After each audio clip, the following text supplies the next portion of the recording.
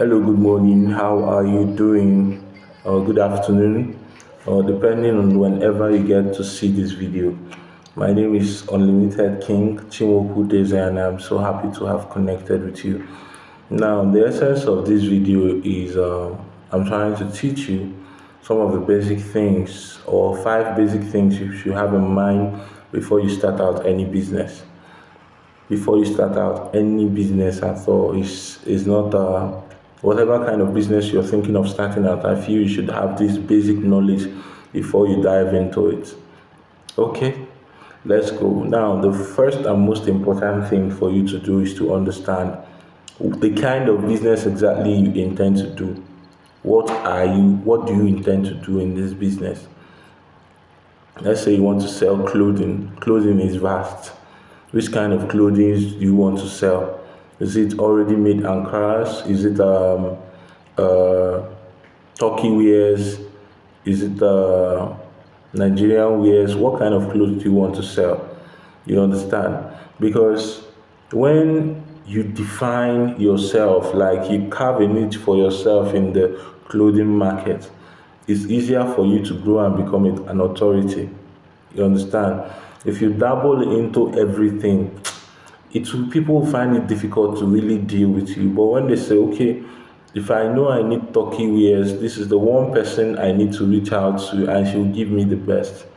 You understand? Once you've built that kind of reputation for yourself, it's very much easier for you to sell.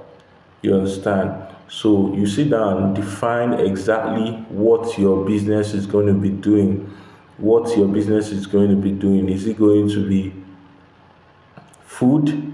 Under food, which category? Are you selling food items or cooked food? Under cooked food, what kind of food are you going to be selling? Are you selling rice and swallow? As in, let it be clearly defined so that it can guide your decisions.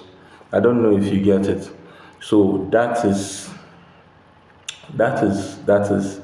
the first and most important thing for you to give your business an identity and a defined purpose. You understand? And then secondly, for you to get started, after you've defined what you're going to do, you now ask yourself, this thing I'm doing, who and who are going to be in need of it? If I'm selling cooked food, where is my location? Who and who are going to be buying this stuff from me? You get?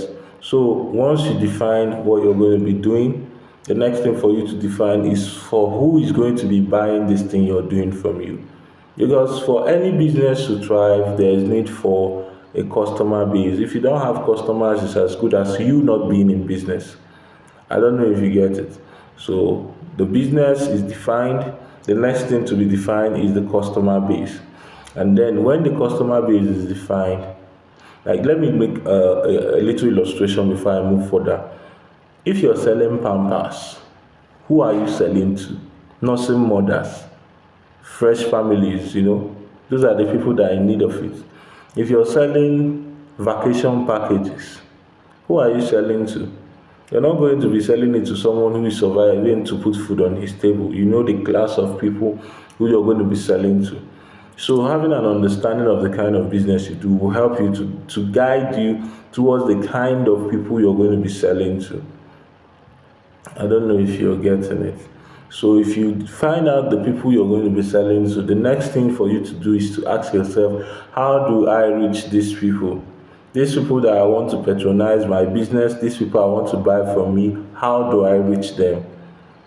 Do I reach them via Facebook ad? Are they more on Instagram? Do I create an Instagram page and pursue them there?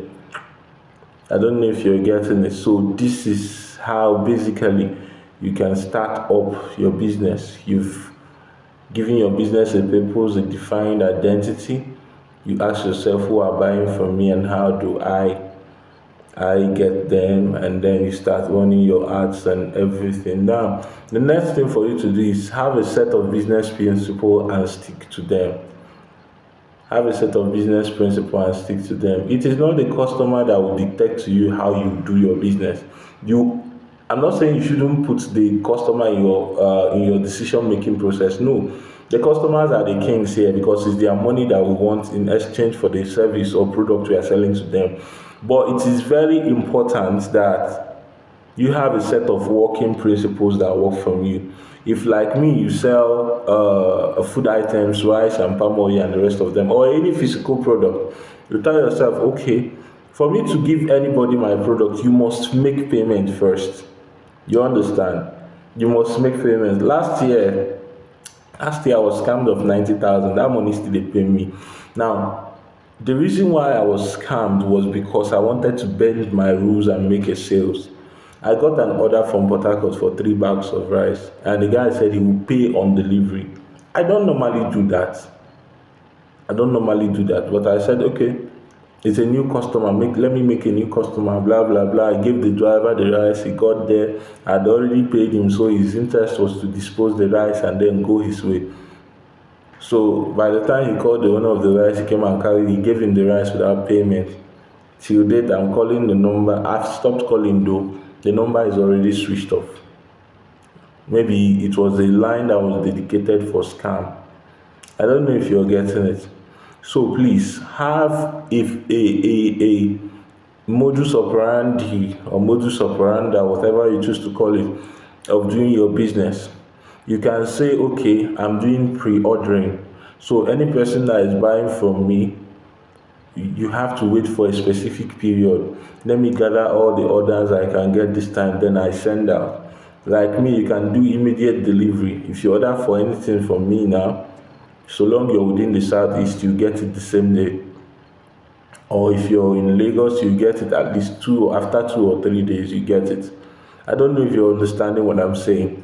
So these are some of you have to put these principles in place for them to guide you as an individual. I don't know if you're getting it. Now, coming to the operation of the business more, it is important that you understand that you and your business are two parallel lines that are not supposed to meet. You understand? Let me explain what I mean by this. Let's say you supply a product or you do something and an income of, let's say, 100,000 naira comes in. You must understand that that money is not your money. That money belongs to your business and you are working for your business. So you have to ensure that you create that demarcation that, okay, this one is business and this is me. If possible, what I tell people, you can register your business name, get a corporate account, and use that corporate account to open and accept payments for your business. Excuse me. So once someone is paying for your business, they can pay to your corporate account. If it's a personal issue, they can pay to your personal account. Better still, if you don't want to open a corporate account yet, you can open another separate bank account that is strictly for business. Yes, open a different bank account that is strictly for business. So any person that wants to make payment for anything business, you give him that account and they pay to it. It helps in accountability. It helps to ensure that you are accountable as a business person. I don't know if you're getting it. Now, the next and very important part of the whole gist is that you need to pay yourself as a business owner. I've already said it that you must understand that you are working for your business, so you pay yourself as a business owner. Remember that when you make profit, even if you're running the business from your house, when you make profit, there are running costs.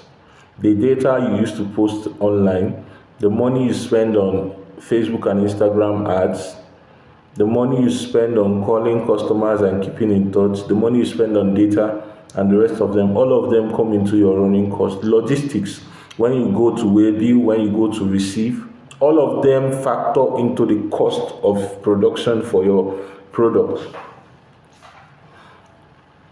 I don't know if you're getting the gist. So this is a very, very important. Now, this is very important again. Most business people don't do this, and it's very bad. Please, I'm begging you, have a record.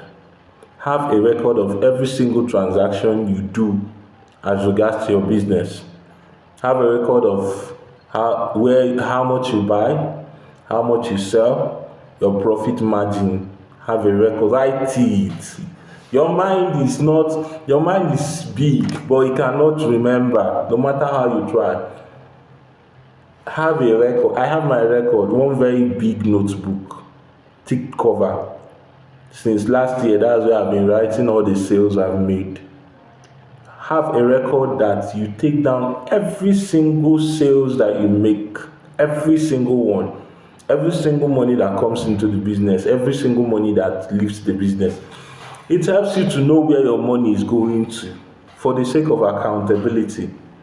I don't know if you're getting what I'm saying. And then when you're paid for a product or service, ensure that you deliver, because a satisfied customer automatically becomes your brand ambassador. When you serve a customer and they become satisfied with your product or service, they automatically turn your brand ambassador. So if you intend to start a business, make sure you're doing the best. You understand? Some people are usually like, I want to have a competitive price. It's okay to have a competitive price, but if your competitive price will be at the detriment of quality service, please charge well. I know some people are on they just want to, patronize, buy a product or something. But some other people are looking out for quality. They want excellence. So when they are buying from you, they want to know that they are not coming to buy the same thing again. Let's say it's a gadget, you sell electronics. When I get a phone, I'm not buying a phone for lifestyle or something. I'm buying a phone so that it can serve me. So I don't want to buy a phone that is faulty. If I get the phone now, I'm expecting that phone to serve me for at least 1 year before I get another one, or more safe before I get another one. So ensure that what you're selling is the best, because a satisfied customer automatically becomes your brand ambassador. I don't know if you're getting the gist. Pardon my dried lips. I'll buy balm if I go out. But you're getting the gist, bar. Now, I don't know if I've said this, but I'm going to say it again. Have a healthy pricing system. Now, I wrote this on my page the other day, and people are like, you're funny. If you buy a product at 20,000 and sell it at 23,000, you might be running at a loss. You're not selling with a 3,000 naira profit margin. You might be running at a loss and you don't know it. How do I mean? Number one, small logistics that are involved in getting that product, both from getting the product and then selling the product.